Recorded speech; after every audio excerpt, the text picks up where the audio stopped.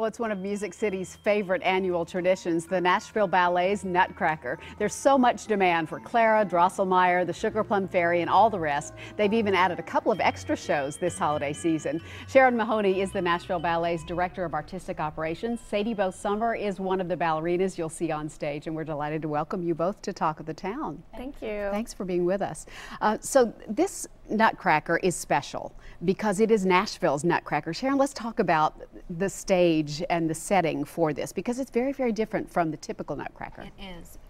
When Paul Vasterling wanted to redo the Nutcracker, he thought it was really important to make it Nashville's very own Nutcracker.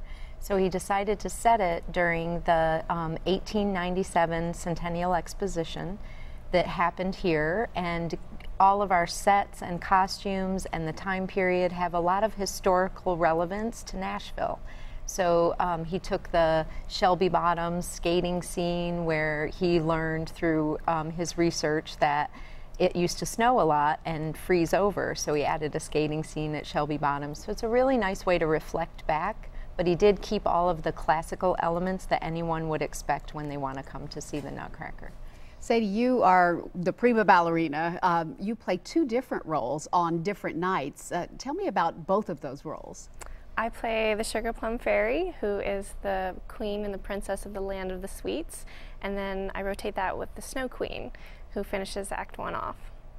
Pretty incredible roles, both of them, right? Yeah, they're a child's dream. Yeah, absolutely. Definitely. When you play both of these roles, I mean, what's unique is that you've had the opportunity to do these roles for years here in Nashville. How does that evolve year after year? Every year I want it to be new, because I realize that that's the first time that many people are seeing the production, and so I try to just remember that and bring something new to the character, you know, whether it's how I do a certain step or what I'm thinking during it. I'd really just try to make it new each time. And it's such an important holiday tradition for so many families, particularly for little girls who take ballet and who just love to watch the ballet. Can you actually see the audience when you're performing and see the reactions of people? No, I can't really see them. I can hear them for sure. I definitely hear their applause.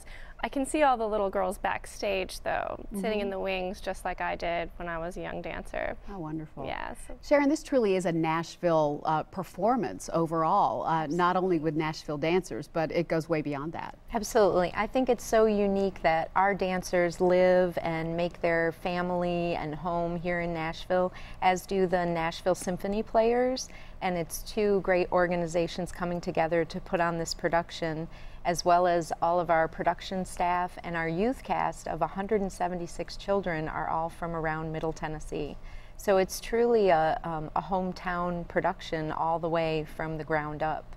It's a really great way to reflect Nashville's community on stage, as well as the history of it. It really is an amazing production. I've seen it several times, and it just brings the story to life in a whole new way, which I think is, you know, even if you've seen it before, it's the kind of thing that you want to see year after year. Thank you both so much for being with us today. Thank you. We really appreciate it. Wish you all the best for the upcoming performances.